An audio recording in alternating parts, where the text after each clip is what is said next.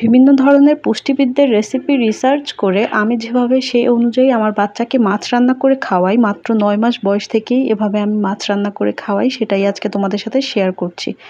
এজন্য আমি এখানে পাঙ্গাস মাছ নিয়েছি, যেহেতু কাটা কম তাই পাঙ্গাস মাছ নিয়েছি। অন্যান্য মাছ যেগুলোতে কাটা কম ওগুলোই আমি খাওয়াই ওকে। আজকে পাঙ্গাস মাছ খাওয়াবো। আর নিয়েছি ছোট্ট একটা পেঁয়াজ কুচি, ১ কোয়া রসুন আর হচ্ছে আদা। আর নিয়েছি সবজি হিসেবে এখানে পটলের বীজগুলো আমি ফেলে দিয়েছি যেহেতু বাচ্চা খাবে। আর একটা কাঁচামরিচ নিয়েছি, কাঁচামরিচটা জাস্ট ফ্লেভারের জন্য নিয়েছি, তোমরা চাইলে স্কিপ করতে পারো। যেহেতু ওর বয়স এখন ১৭ মাস তাই আমি হচ্ছে ১ বছর থেকে ওকে একটা করে কাঁচামরিচ সবজিতে দেই। একদম আস্ত দিয়েছি, এতে করে ফ্লেভারটা জাস্ট যাবে, কোনো ঝাল যাবে না, এতে করে ওর অভ্যাস হবে মশলা খাওয়ার। এরপরে আমি মাছটাকে প্যানের মধ্যে নিয়ে সামান্য একটু হলুদ গুঁড়া, পেঁয়াজ, রসুন আর কি সব রকমের মশলা একেবারে দিয়ে সামান্য একটু লবণও দিয়েছি, যেহেতু ওর বয়স ১ বছর হয়ে গিয়েছে। তোমার বাচ্চার বয়স যদি ১ বছর কম হয় সেই ক্ষেত্রে লবণটা স্কিপ করবে।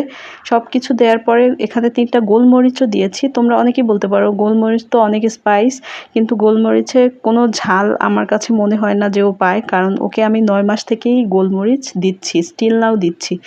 এরপরে আমি সবগুলো দিয়ে একটু মিশিয়ে নিয়েছিলাম হাত দিয়ে। তারপরে এখানে একটু সামান্য তেল দিয়েছি। রান্নার তেলটা অবশ্যই ভালো মানের দিবা।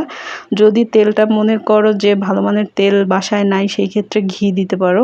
তো এখানে দেওয়ার পরে হাত দিয়ে একটু মাখিয়ে নিয়ে আমি সামান্য একটু পানি দিয়ে এটাকে কষিয়ে নিচ্ছি, জাস্ট মাছের বা মশলার যে আদা দিয়েছি সেটার যে একটা কাঁচা গন্ধ সেটা যাতে দূর হয়ে যায়।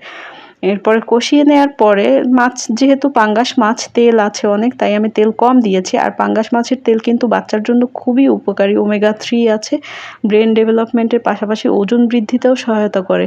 আমি এখানে সবজিগুলো দিয়ে মাছগুলোকে কষানোর পরে একটু পানি থাকা অবস্থায় সবজি দিয়ে সবজিটাকেও কষিয়ে নিয়েছি।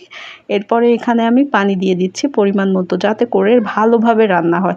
মাছ মাংস রান্নার ক্ষেত্রে আমি বাচ্চার ক্ষেত্রে একটু সময় নিয়েই রান্না করি, যেহেতু বেবি খাবে। কারণ মাছ মাংস কোনোভাবে যদি একটু কাঁচা থেকে যায় তাহলে কিন্তু প্রচুর বাজে একটা ব্যাকটেরিয়া থাকে যা বাচ্চার জন্য খুবই ক্ষতিকর। আমি এখানে ভালো মতো পরিমাণ মতো পানি দিয়ে সেই আস্ত কাঁচামরিচটা দিয়ে দিয়েছি। অনেকেই বলতে পারো কাঁচামরিচের ঝাল বের হবে, কিন্তু মোটেও ঝাল বের হয় না। কাঁচামরিচ কিন্তু ভিটামিন সি, এজন্য বাচ্চার খাবারে একটা কাঁচামরিচ অ্যাড করা যায়। যেহেতু আমরা বাঙালি, মশলাদার খাবার খাওয়ানোরও অভ্যাস করতে হবে। এখানে আমি মশলা হিসেবে যা দিয়েছি তোমরা তো দেখলাই। আমি ৯ মাস থেকেই ওকে এগুলোই দিতাম, শুধু লবণটা আর হচ্ছে কাঁচামরিচটা বাদ থাকতো, আর সব কিছুই এক থাকতো। দেওয়ার পরে আমি ঢেকে এটাকে ভালো মতো সিদ্ধ হওয়া পর্যন্ত রান্না করে নিয়েছি। এটা অলরেডি সিদ্ধ হয়ে রান্না হয়ে গেছে, চুলা থেকে নামিয়ে নিয়েছি। এরপরে আমি ওকে ভাত দিয়ে এটা খেতে দেবো। খাওয়ার আগে অবশ্যই ভালোভাবে কাটা বেছে নিব, যেহেতু পাঙ্গাস মাছ ভালো বাছার দরকার নাই, তারপরও আমি বেছে নিই যেহেতু আমার বেবি খাবে। রিস্ক নেই না, নিজের জন্য ইলিশ মাছ বাছার ভয়ে খেতাম না, আর বাচ্চার জন্য এখন পাঙ্গাস মাছও বাছি। ধন্যবাদ সবাইকে।